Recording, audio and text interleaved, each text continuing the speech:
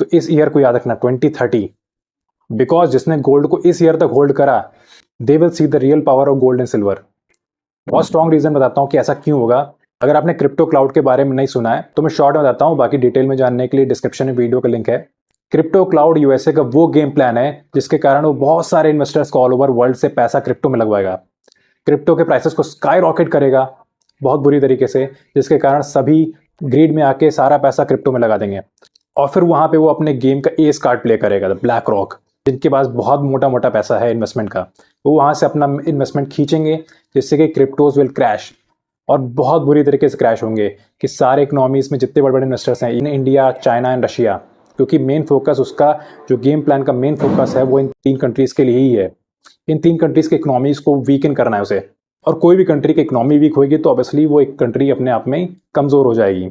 और फिर जिसने क्रिप्टो की रैली को छोड़ के गोल्ड में इन्वेस्टमेंट करना चालू कर दिया होगा, क्योंकि जैसे ही क्रिप्टोज में क्रैश आएगा तुरंत गोल्ड के प्राइसेस अनएक्सपेक्टेडली स्काई रॉकेट करेंगे, मतलब you will not able to catch them, और 2030 तक ऐसा होना ही होना है। तो रिसेंटली जो आपने गोल्ड में मूव देखा, it was just a try ball.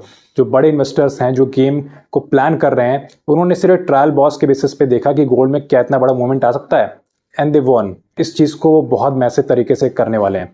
The central governments of various economies specially USA and China are aggressively buying the gold reserve, और यूएसए के पास चाइना के मुकाबले डबल से भी ज्यादा रिजर्व है। तो कुछ तो स्मार्ट प्ले करने जा रहा है गोल्ड के साथ वो। So be cautious in crypto and be prepared for the gold move, because gold and silver will be the wealth machine till 2030.